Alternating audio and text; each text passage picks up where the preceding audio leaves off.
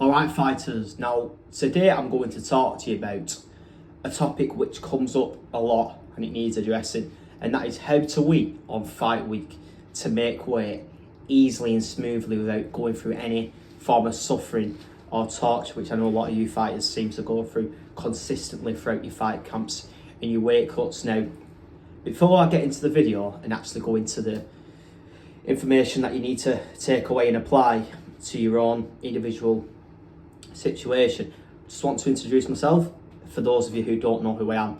So my name's Finn Kenny. I'm a combat sports nutritionist working with Muay Thai fighters, MMA fighters, boxers and all forms of combat sports athletes such as Brazilian Jiu-Jitsu athletes, Taekwondo athletes, Judo, Sumo wrestling, you name it, I work with them.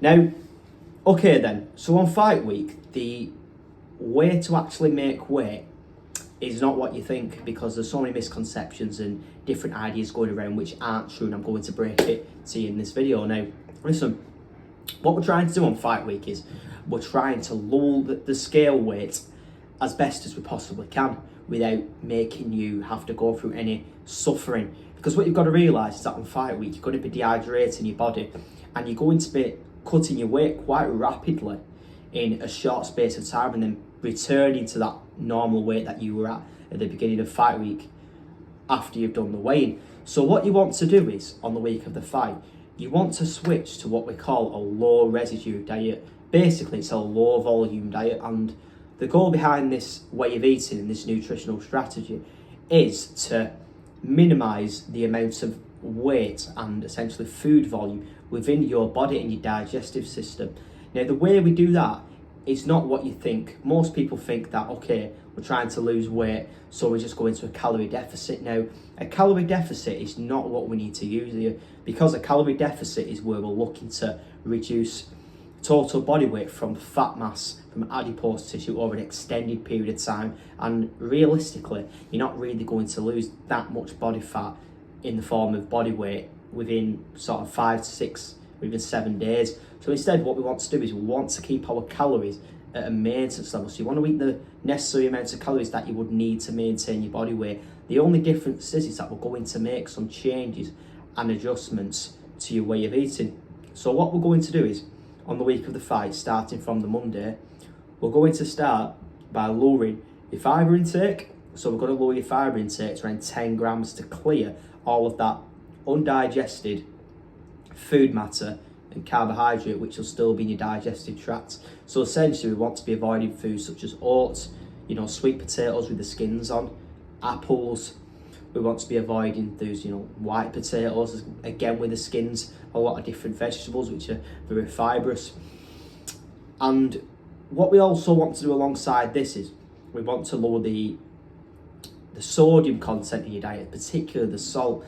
So what we want to do is we want to avoid putting salt on food, of course, so no Himalayan pig salt, no rock salt, no kinds of salt. We want to avoid any seasonings, because a lot of seasonings that you might get packaged from supermarkets have got a lot of hidden amounts of sodium which can basically help your body to retain more water.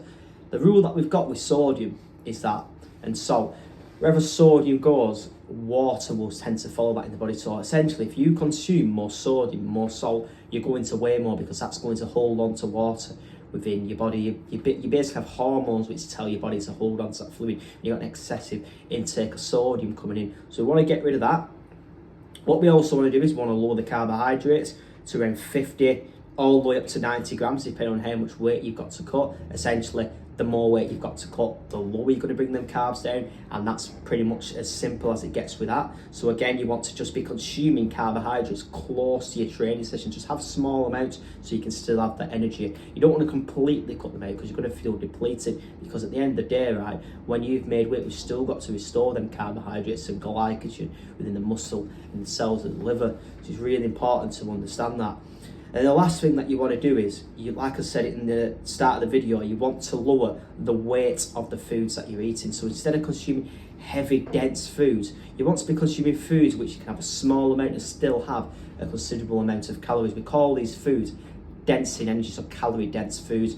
So you want to be going for things like salmon, you want to be going for chicken thighs, you want to be going for red meat. None of this 5% rubbish. You want to be going for 20% of full fat beef mince. You can go for lamb, you can go for pork, I'm just trying to think of some other foods that you can go for. Eggs, Greek yogurt's a really good option to go for, and things like extra virgin olive oil, unsalted butter, any kinds of oils which are going to be high in fats are typically going to be high in calories. And what you want to do is on the week of the fight, when you're eating these foods, you want to spread them across 4 meals, which is typically what I do with the fighters that I'm working with. And what you want to do is you want to start eating these meals and eating these foods as early as you possibly can in the day, and then finish your food and your last meal earlier in the day, because what that's going to do is it's going to allow your body to effectively digest and absorb all the nutrients from the food. And it's also going to mean that if you actually finish your last meal early, that's going to increase that time gap in between that last meal on that day and the meal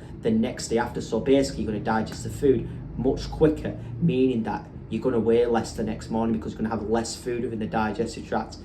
And to be honest with you, fighters, that's pretty much it. So all I want to say is thank you very much for watching the video, and I hope you can apply these tips to your own situation in regards to cutting weight. And listen, if you want to see more nutrition and diet tips for combat sports just like this one, just hit the subscribe button on my YouTube channel and you'll be able to see plenty more informative videos just like this one. But for now guys, take care, thank you for watching.